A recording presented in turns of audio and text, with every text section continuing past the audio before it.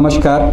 आज यातायात प्रभाग की तरफ से मैं आपको ई चालान संबंधी जो भारत सरकार का एसओपी निर्गत हुआ है और जिसको बिहार सरकार ने अंगीकृत किया है, स्वीकार किया है, उसके बारे में अवगत कराना चाहता हूँ। आप सभी जानते हैं कि ई चालान एक ऐसा माध्यम है जिसके तहत यातायात कानून के प्रवर्तन की प्रक्रिया में पारदर्शिता, दक्षता और जवाबदेही सुनिश्चित की गई है।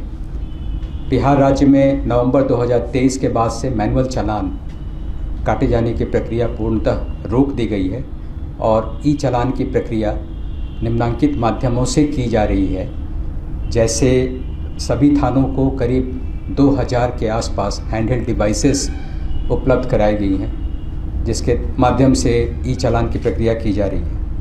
उसी प्रकार 4 स्मार्ट सिटी, जिसमें पटना, मुजफ्फरपुर, भागलपुर और बिहार शरीफ, इससे आप अवगत हैं, वहाँ पर जो ICCC कार्यरत है उसके माध्यम से ई चालान की प्रक्रिया की जा रही है। उसी प्रकार करीब 61 हाईवे पेट्रोल व्हीकल के माध्यम से भी ई चालान की प्रक्रिया नेशनल हाईवेज़ पर की जा रही है। और इसके अलावा राज्य के टोल प्लाज़ा पर ई डिटेक्शन पोर्टल के माध्यम से जो दस्तावेजी त्रुटियां होती हैं उनको उनके माध्यम से उन मामलों में भी ई चालान की प्रक्रिया अपनाई जा रही है। भारत सरकार ने हाल ही में एक विस्तृत दिशा निर्देश इस मामले में निर्गत किया है, जिसको बिहार सरकार ने स्वीकार किया है।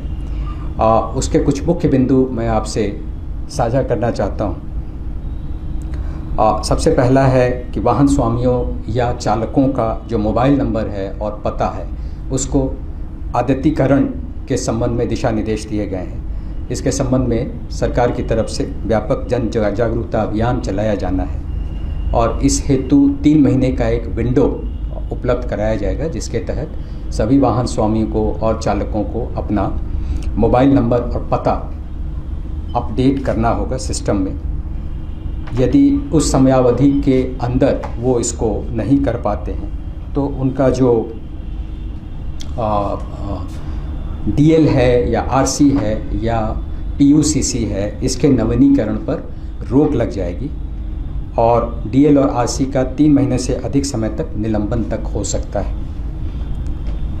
वर्तमान में QR कोड आधारित अद्यतीकरण की प्रक्रिया चल रही है, इसको और ज़्यादा व्यापक बनाया जाना है 3 महीने के विंडो के साथ। इसके बाद सब्सिक्वेंट ये प्रक्रिया जो है वो वर्ष में एक बार चलाई जाएगी, ताकि जो भी मोबाइल नंबर या पता चेंज हो रहा है उसको अद्यतीकरण किया जा सके। जो दूसरा स्तर है वो है रिकॉर्डिंग, जो ऑफेंसेस की रिकॉर्डिंग होती है और उसकी निगरानी होती है, उसके बारे में। इसमें भी जिला स्तर पर और राज्य स्तर पर एक डैशबोर्ड निर्माण करने का प्रावधान किया गया है और जो हम लोगों ने बड़ी संख्या में बॉडी वॉर्न कैमरा प्रोक्योर किया है, जिसको सभी यातायात कर्मी ऑब्लिक पदाधिकारियों को पहनने की अनिवार्यता होगी और उसके माध्यम से भी साक्ष्य आधारित कार्रवाई की जा सकेगी।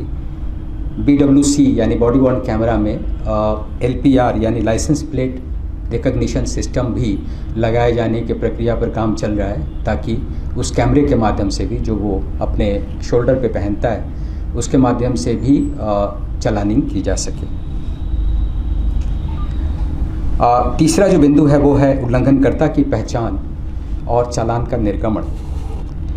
इसमें मैंने पहले भी आपसे साझा किया है कि जो यातायात उल्लंघन के विरुद्ध चालान निर्गत हो रहे हैं उसमें ऑफेंसेस का जो डिटेक्शन है वो HSD या अन्य कैमरों के माध्यम से ही हो।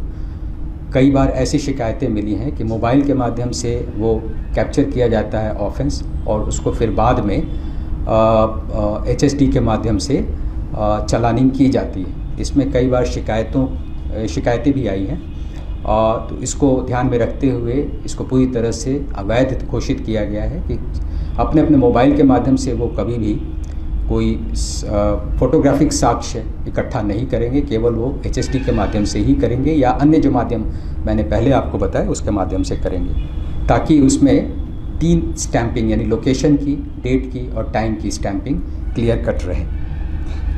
दूसरा, इलेक्ट्रॉनिक चालान जो है वो पंजीकृत वाहन मालिक के नाम पर ही जारी किया जाएगा। ऐसी भी कभी कभी संभावना होती है कि जैसे टू व्हीलर में पंजीकृत वाहन चालक जो है, वाहन स्वामी जो है वो गाड़ी नहीं चला रहे होते हैं, तो वैसी परिस्थिति में प्रावधान है एमवी एक्ट में कि वो इसको जा करके चैलेंज कर सकते हैं और जो एक्चुअल ड्राइवर है उसके नाम से चालानिंग हो सकती है। दूसरा, इसमें जो चालानिंग हो रही है उसमें अपराध और जुर्माने की सूचना उनको 2 माध्यमों से दी जानी है। पहला जो डिजिटल माध्यम है यानी एसएमएस के माध्यम से 3 दिन के अंदर वो सूचना चली जानी चाहिए, और दूसरा भौतिक रूप से यानी पोस्टल माध्यम से भी 15 दिन के अंदर ये सूचना उनको डिलीवर की जानी चाहिए। इसके साथ साथ एक पोर्टल पर भी जितने चालान हो रहे हैं उनका एक डाटा वहाँ संधारित किया जाएगा, ताकि जो हमारे प्रवर्तन अधिकारी हैं वो उसको नियमित रूप से निगरानी रख सकें। जो चौथा इश्यू है इसमें वो है चालान की स्वीकृति और भुगतान। इसमें यह प्रावधान किया गया है कि राज्य सरकार द्वारा शिकायत निवारण प्राधिकरण का गठन किया जाएगा, और इसकी ऑनलाइन ट्रैकिंग के लिए यदि कोई शिकायत हो रही है तो उसका कैसे निष्पादन हो रहा है, इसकी ट्रैकिंग के लिए डैशबोर्ड भी बनाया जाएगा। आमतौर पे जो चालान नोटिस जारी हो रही है उसके 30 दिन के अंदर कोई भी शिकायतकर्ता इसको कॉन्टेस्ट कर सकता है। यदि 30 दिन के बाहर वो जाता है तो फिर ये मान लिया जाएगा कि उसने इसको स्वीकार कर लिया है, और यदि 30 दिन के अंदर कॉन्टेस्ट करता है तो उसमें एक प्रक्रिया निर्धारित की गई है जिसके बारे में मैं आपसे बाद में बताऊंगा। अब जो उन्होंने एक्सेप्ट कर लिया कि ये चालान हमारे खिलाफ हुआ है तो उसको 90 दिन के अंदर भुगतान किया जाना है, और यदि वो इसका भुगतान नहीं कर पाते हैं तो इलेक्ट्रॉनिक रूप से डीएल या आरसी को निलंबित किए जाने का भी प्रावधान इस एसओपी में किया गया है। हालांकि 90 दिनों की अवधि पूरी होने से 15 दिन पहले से ही प्रतिदिन डीएल आरसी के निलंबन या रद्दीकरण का अलर्ट नोटिस जारी करने का भी प्रावधान है, ताकि जो इसमें ऑफेंडर है उसको पर्याप्त सूचना रहे और वो उसका अनुपालन कर सके। यदि इस तिथि के भीतर चालान का निपटारा नहीं किया जाता, इस समय अवधि के भीतर यानी 90 दिनों के अंदर, तो वाहन को नॉट टू बी ट्रांजैक्टेड की लिस्ट में चिन्हित किया जाएगा, और सक्षम प्राधिकार जो हैं वो एमवी एक्ट की धारा 19(1)(d) और धारा 53(1)(a) के तहत क्रमशः ड्राइविंग लाइसेंस और वाहनों का पंजीकरण लाइसेंस रद्द या निलंबित किया जा सकेगा। मैंने आपसे पहले चर्चा की चुनौती प्रक्रिया के बारे में, उसके बारे में मैं आपको बताना चाहता हूँ। ई चालान को चुनौती देने के लिए एक स्ट्रक्चर्ड सिस्टम बनाया जाएगा, उसका प्रावधान किया गया है। जैसा मैंने पहले कहा, चालान जारी होने की तिथि से 30 दिनों के अंदर यदि आप असंतुष्ट हैं, कोई ऑफेंडर असंतुष्ट है, तो वो ये शिकायत निवारण प्राधिकरण के समक्ष कर सकता है। उसकी ऑनलाइन सिस्टम भी होगी, और यदि शिकायत का समाधान निर्धारित अवधि जिसको सरकार के द्वारा निर्धारित किया जाना है, कौन सी अवधि के तहत उनको उसका निष्पादन करना है, नहीं किया जाता है तो ये मान लिया जाएगा कि चालान रद्द कर दिया गया है, यानी ऑफेंडर को अब इस मामले में कोई जुर्माना भरे जाने की आवश्यकता नहीं है।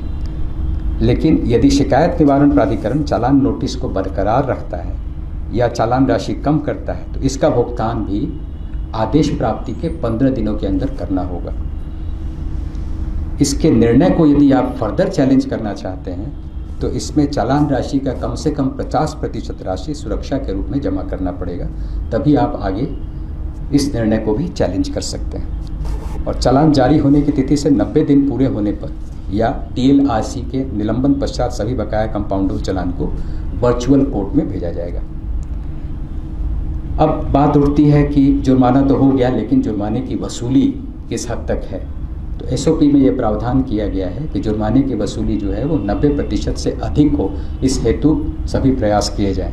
जो प्रयास उन्होंने इनलिस्ट किया है उसकी जानकारी मैं आपको देना चाहता हूँ। निर्गत चालान की जानकारी वाहन चालक या स्वामी को उनके फ़ोन नंबरों पर लिंक के माध्यम से भेजे जा सकते हैं, और वाहन और सारथी में दिए गए संपर्क नंबर का आधारित अपडेशन, विभिन्न संपर्क बिंदु जैसे वो फास्टैग के माध्यम से आते हैं, सिस्टम से हमारे जुड़ते हैं, या पीयूसीसी के माध्यम से हमारे सिस्टम से जुड़ते हैं, तो वहाँ पर भी वो अपने मोबाइल नंबर और जो पता है उसको अपडेट कर सकते हैं। स्वचालित कॉल यानी कॉल सेंटर के माध्यम से उनको कॉल भी किए जाने का प्रावधान है। और लंबित चालान के लिए SMS, व्हाट्सएप या ईमेल के माध्यम से हर 30 दिन में नियमित स्मारक भेजे जाने के भी प्रावधान है। तो हमें उम्मीद है कि इन सब प्रक्रियाओं से जो मानक संचालन प्रक्रिया है जिसके बारे में मैंने आपसे चर्चा की, इसमें इलेक्ट्रॉनिक निगरानी और जो हमारा इन्फोर्समेंट है उसका प्रभावी कार्यान्वयन हो सकेगा, जिसका मुख्य उद्देश्य निष्पक्ष और जो दक्ष माध्यम से इसको यातायात नियमों का अनुपालन सुनिश्चित करना है, ताकि सड़क सुरक्षा जो है वो बेहतर हो और सड़क पर जो यातायात है वो सुगम हो। Thank you.